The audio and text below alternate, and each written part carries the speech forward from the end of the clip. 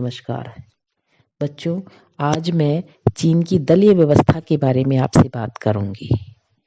बच्चों, जैसा कि आपको पता है कि राजनीतिक दल जो है वो लोकतंत्र का आधार होते हैं और जनवादी चीन में भी केवल एक ही दल, साम्यवादी दल का प्रभुत्व है। साम्यवादी चीन की जो 3 प्रमुख संस्थाएं हैं, सरकार, सेना और दल, इनमें सर्वाधिक महत्व साम्यवादी दल का है। साम्यवादी दल ही समस्त नीतियों का निर्माण करता है, जिन्हें सरकार तथा सेना के द्वारा क्रियान्वित किया जाता है। बच्चों, उदारवादी जो देश है उनमें राजनीतिक दल जो है वो संविधान से बाहर रहकर काम करते हैं, किंतु साम्यवादी देश जो है चीन में राजनीतिक दल संविधान का एक अभिन्न अंग होते हैं। 1982 के संविधान की प्रस्तावना में साफ साफ कहा गया है कि चीनी साम्यवादी दल संपूर्ण चीनी जनता के नेतृत्व का केंद्रीय अंग है। चीन की जो राजनीतिक व्यवस्था है उसके अंतर्गत विधायी क्षेत्र की सर्व प्रमुख संस्था है बच्चों, उसका नाम है राष्ट्रीय जनवादी कांग्रेस, और कार्यपालिका क्षेत्र की जो सर्व प्रमुख संस्था है उसका नाम है राज्य परिषद। चीन का जो नवीन संविधान है जो 1982 में बना था, उस संविधान के अनुसार दोनों ही संस्थाओं पर साम्यवादी दल के नेतृत्व को स्वीकार किया गया है। संविधान में स्पष्ट कहा गया है कि राष्ट्रीय जनवादी कांग्रेस चीन के साम्यवादी दल के नेतृत्व में चीन की राज्य सत्ता का उच्चतम अंग है। बच्चों, चीन में साम्यवादी दल और शासन में भेद कर पाना बहुत कठिन है और इन दोनों के बीच विभाजक रेखा भी नहीं खींची जा सकती। वहां पर दल ही वास्तविक शासन शक्ति है और विभिन्न शासकीय संस्थाएं दल की नीति को क्रियान्वित करने के साधन मात्र है। अर्थात बच्चों, संपूर्ण शासन व्यवस्था पर दल प्रभावी है। दल के कठोर नियंत्रण में वहां की शासन व्यवस्था है। अब मैं आपको साम्यवादी जो दल है चीन का, उसकी विशेषताओं के बारे में बताऊंगी। बच्चों, सबसे महत्वपूर्ण बात यह है कि साम्यवादी दल जो है वो वहां पर संविधान में उल्लेखित है। चीन के संविधान में साम्यवादी दल का स्पष्ट उल्लेख है।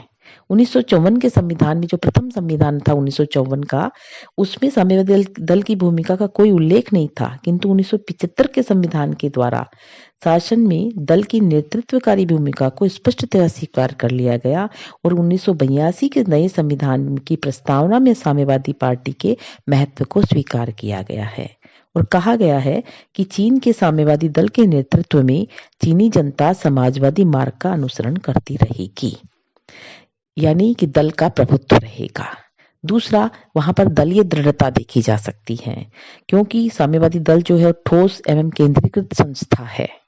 यह दल गुटबंदी, दलबंदी, स्वतंत्र मंच और मत विभिन्नता को सहन नहीं करता।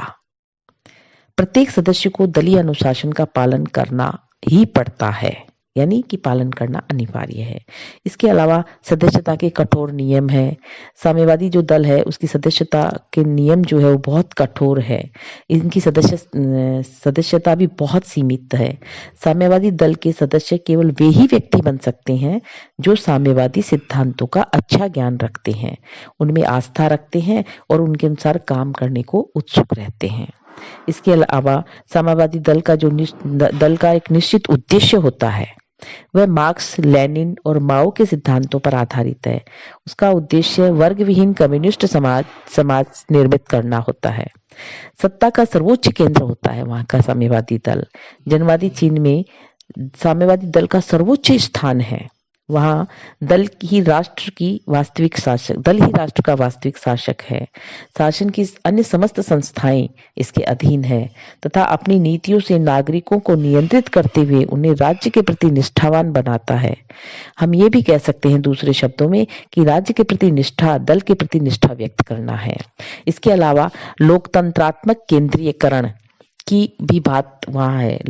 एक तरह से हम ये कह सकते हैं कि चीन का साम्यवादी दल भी पूर्ण लोक केंद्रीकृत और कठोर अनुशासन युक्त और एकाधिकार पूर्ण संगठन है जो लोकतंत्रात्मक केंद्रीकरण के सिद्धांत के अनुसार कार्य करता है।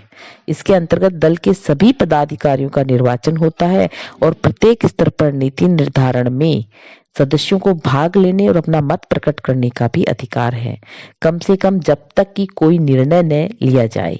इसके अतिरिक्त प्रत्येक सदस्य को दलीय नीति की आलोचना करने का भी अधिकार है। इन लोकतंत्रीय तत्वों के साथ दल में केंद्रीयवादी तत्व भी बहुत सारे हैं, जिनके अनुसार उच्चतर दलीय उपकरणों के निर्णय जो है वो निम्नतर दलीय निकायों को सदैव ही मान्य होते हैं। व्यवहार में दल के अंतर्गत केंद्रीकरण ज्यादा है और लोकतंत्र कम है। दल के सदस्यों में मतों और कार्यों पर केंद्रीय नेतृत्व का पूर्ण नियंत्रण रहता है। इस प्रकार बच्चों संपूर्ण चीन की शासन व्यवस्था पर वहाँ की जो शासन व्यवस्था है, वहाँ की जो कार्यपालिका और व्यवस्थापिका एक तरह से जनवादी कांग्रेस और जो वहाँ की राज्य परिषद है वो पूरी तरह से साम्यवादी दल के अधीन है। साम्यवादी दल ही वहाँ नीतियों का निर्धारण करता है और केवल ये तो जो ये निकाय है जनवादी कांग्रेस और राज्य परिषद वगैरह है, सेना वगैरह है, ये तो केवल उन साम्यवादी दल की नीतियों का क्रियान्वित करने के साधन मात्र है। धन्यवाद बच्चों।